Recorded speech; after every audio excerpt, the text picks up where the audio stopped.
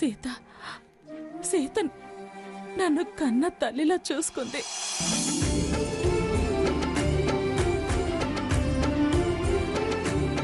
తను కంటికి రెప్పలా కాపాడుకుంది.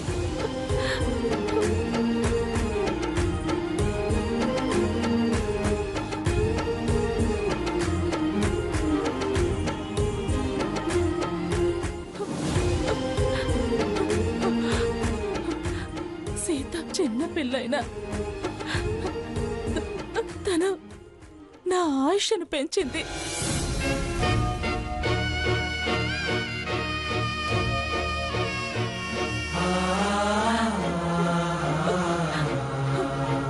క్షణక్షణం తను భయంతో బతుకుతూ నన్ను ఇంతకాలం బతికించింది.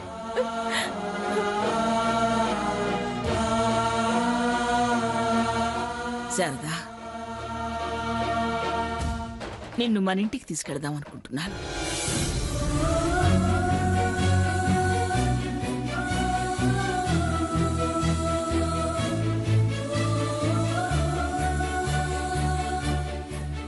వస్తావా? పెద్ద కోడలి హోదాలో.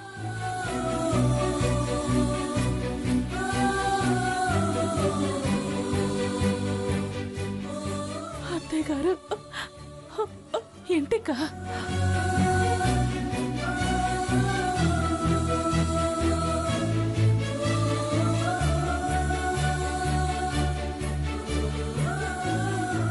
నా పరిస్థితికి జాలిపడి నన్నింటికి తీసుకెళ్తారా? కాదు, ధర్మం అనుకుంటున్నాను.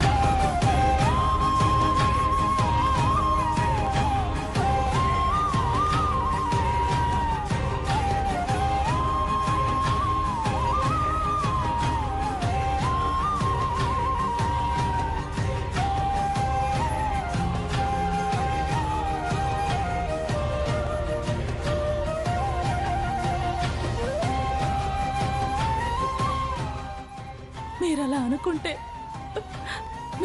మీ ధర్మానికి నేను అడ్డు చెప్పను.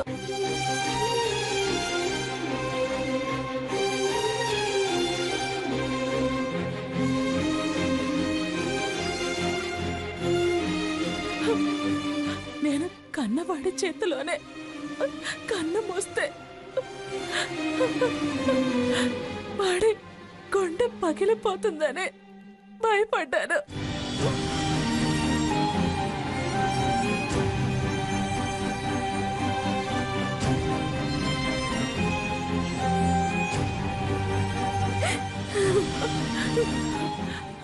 వాడు అక్కడే ఉంటే తట్టుకోలేడని బాధపడ్డాను.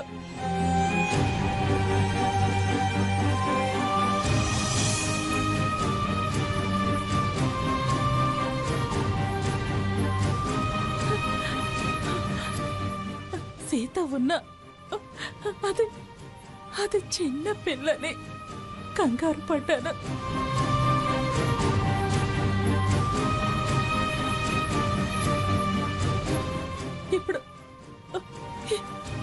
ఇప్పుడు మీరు మన ఇంటికి తీసుకెళ్తానంటే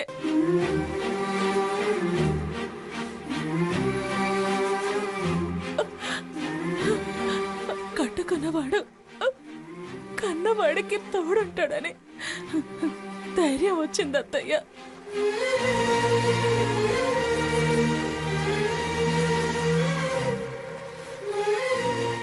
వస్తానత్తయ్య. అత్తగారు పిలిస్తే మెట్టనింటికి ఏ కోడలు రానంటుంది.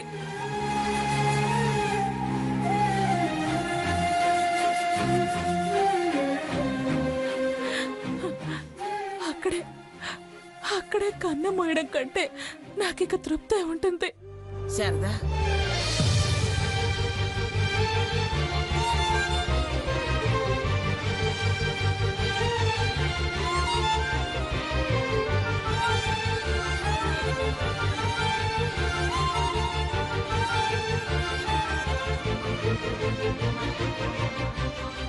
ఏమిటా మాటలు?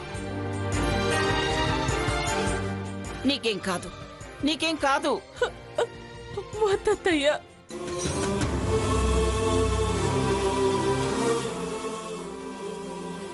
ఆశ కలిగించే మాటలు నాకొద్దు.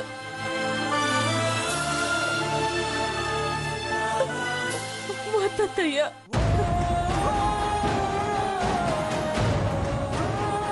ఎందుకంటే అటు నుంచి, ఆ లోకం నుంచి దేవుడు నన్ను రమ్మని పిలిచే మాటలు నాకు స్పష్టంగా వినిపిస్తున్నాయి. శారదా,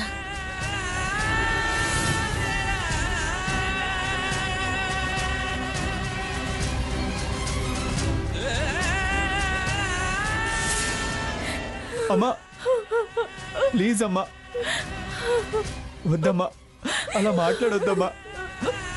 నేను తట్టుకోలేనమ్మా, నేను భరించలేనమ్మా. నేను ఇలా చూస్తుంటేనే నాకు చాలా బాధగా ఉందమ్మా.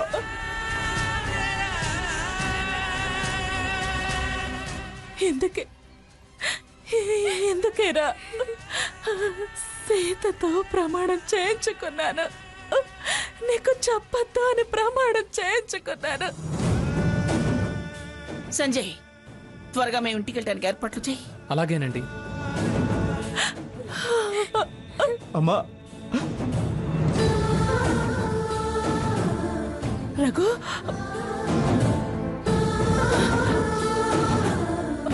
పుత్ర, నువ్వు కన్నీళ్ళు పెట్టద్దు.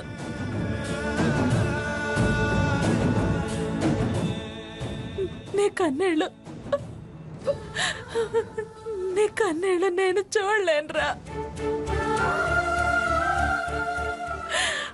నేను చూడలేనురా.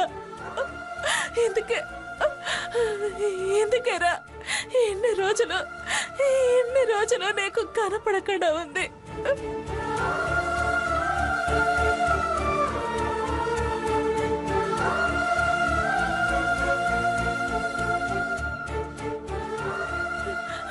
ఇలా అయితే నేను రాను. అత్తయ్య, సీత, రాను. నేను కన్ను మూసేదాకా నీ కన్నీళ్ళు నాకు కనపడనీకురా.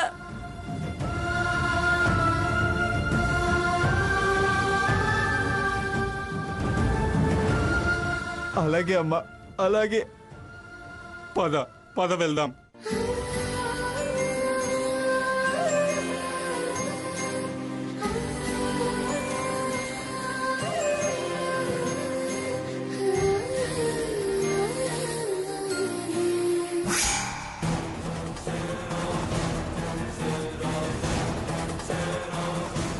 ఏంటిది? ఏదో అనుకుంటే ఏదో జరిగింది, అంతా రివర్స్ అయింది. దాన్ని అవతలకి గెంటుతుంది అనుకుంటే ఏకంగా ఇంటికే తీసుకెళ్తోంది. గ్రాని ఎందుకు ఇలా మారింది? ఏమన్నా ఎత్తుకు పై ఎత్తు వేస్తుందా? ఏంటి అంతా రివర్స్ అయిందని పడు కొరుక్కుంటున్నావా? అరగంటలో పీడ విరగడవుతుంది అన్నావు. నీ వల్ల ఏమీ కాదు, నువ్వేమీ చేయలేవు. మీ గ్రానీ కుర్చీ తోసుకుంటూ ఆ సీతారఘురాములు చెప్పింది చేతులు కట్టుకుని వింటూ, రేపు నీ పెళ్ళాం కనబోయే బిడ్డని ఆడిస్తూ లాలపోసి జోలపడ్డం తప్ప చేసేదేమీ ఉండదు, చెయ్యగలిగేది ఏమీ లేదు. అలా చూస్తూ ఉండు. నా మనవరాలు పెళ్లి వేరేవాడితో ఘనంగా జరిపిస్తాను. ఏంటి, పెళ్లి జరిపిస్తారా? లేకపోతే నీ పేరున అలా వదిలేస్తానా? అది దాని మొగుడు నీ కళ్ళ ముందే నువ్వు కుళ్ళుకునేలా తిరిగేటట్టు చేస్తాను.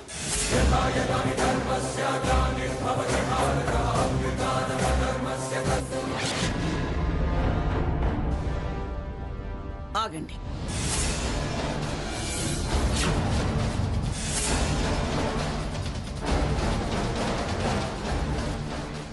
లక్ష్మి, లక్ష్మి,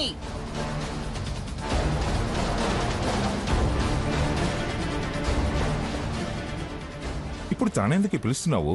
ఇటు ఇంట్లోకి వెళ్ళాలా, శారదను తీసుకుని గెస్ట్ హౌస్కి వెళ్ళాలా అని అడగడానికి.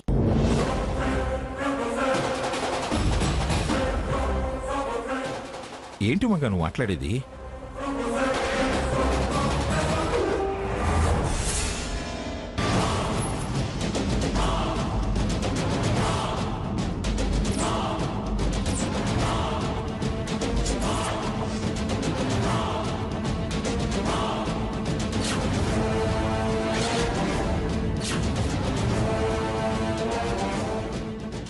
చూసారా అదెలా షాక్ చూస్తుందో, అందుకే ఆగి.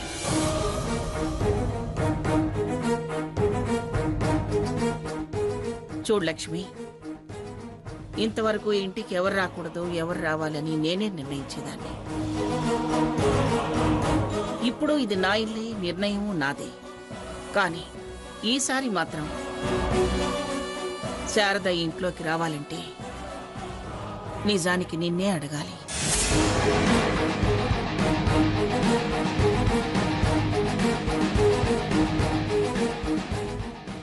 ఎందుకంటే ఇది నీ సంసారంతో ముడిపడ్డ విషయం.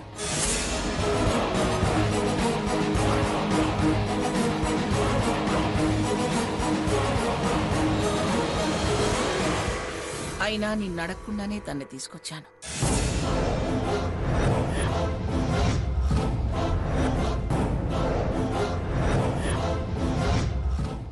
ఎందుకంటే నీ మీద నమ్మకంతో, నువ్వు అభ్యంతరం పెట్టవని నమ్మకంతో శారదని ఇక్కడికి తీసుకొచ్చాను.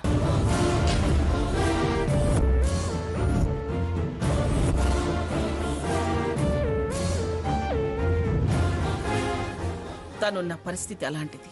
ఎలాంటి పరిస్థితుల్లో ఉంటే మాత్రం ఇలా ఈ ఇంట్లో ఇద్దరు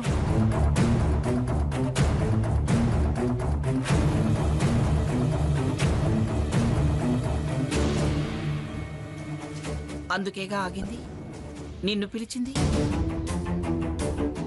తను ఇంట్లో ఉంటుందే గాని నీ జీవితంలోకి తొంగి చూడదు.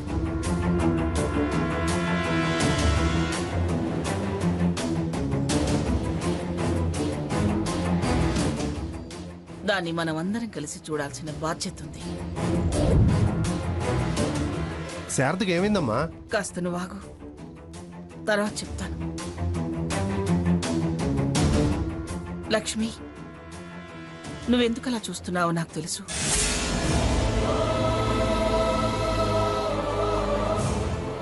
ఏమిటి స్థితి అనేగా, నీ జీవితానికి ఏమిటి గ్యారంటీ అనేగా. నిజానికి తన ముందు ఈ విషయం చెప్పకూడదు, కానీ చెప్తున్నాను. తను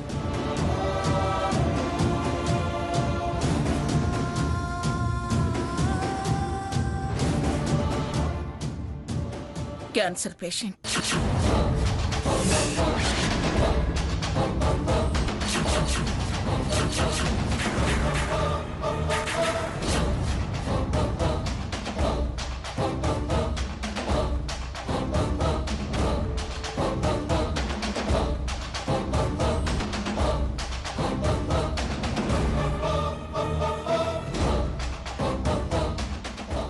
చూడండి, మనిషి పోయాక ఆత్మశాంతి కోసం మౌనం పాటిస్తారు. నేను తనకి తృప్తిని మిగిల్చడానికి తీసుకొచ్చాను.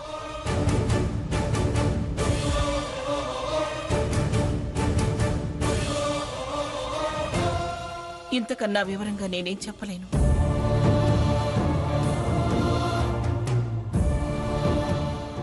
లక్ష్మి, చెప్పు, ఇంట్లోకి తీసుకురమ్మంటావా, గెస్ట్ హౌస్కు తీసుకెళ్ళమంటావా?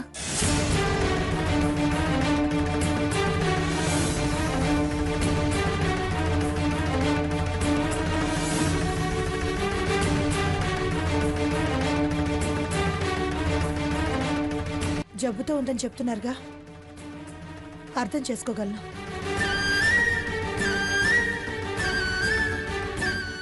నేను అభ్యంతరం చెప్పి వారికి మీ అందరినీ దూరం చేయాలనే ఉద్దేశం నాకు లేదు.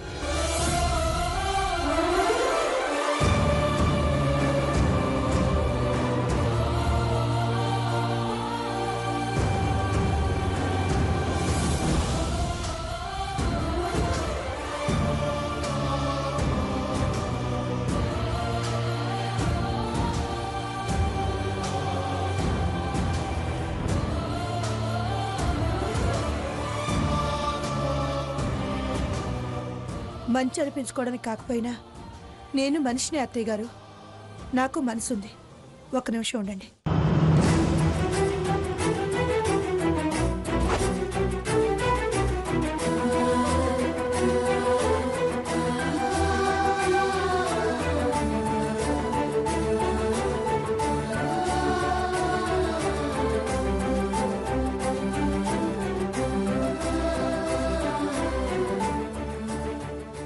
సీత, మీ అత్తయ్య గారికి కాళ్ళు కడుగు.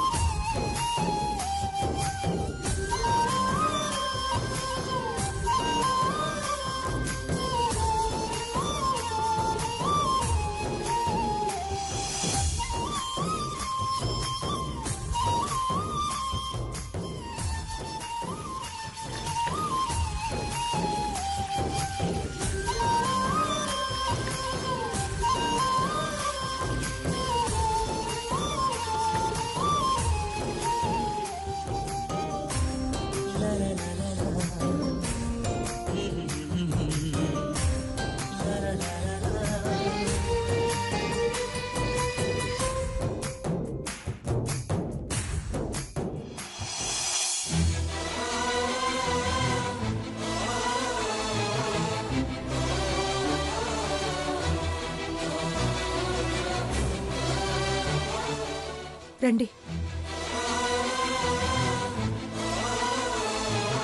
మాట తప్పి మళ్ళీ వచ్చాను.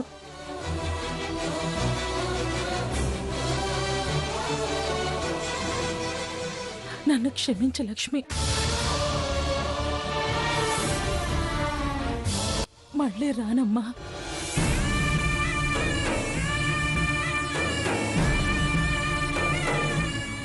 నన్ను నమ్ము. అత్తయ్య, అమ్మా, శారదా,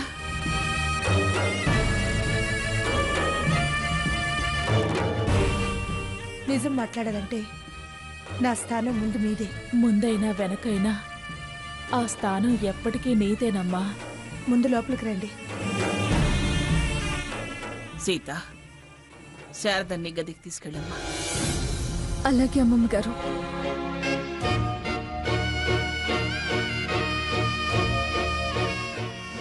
థ్యాంక్ యూ పిన్ని. రఘురాం, ధైర్యంగా ఉండరా. అదే పనిగా బాధపడకు. మనం చేయగలిగిన ప్రయత్నం మనం చేద్దాం. అలాగే నానమ్మా. వెళ్ళు. ఆనంద్,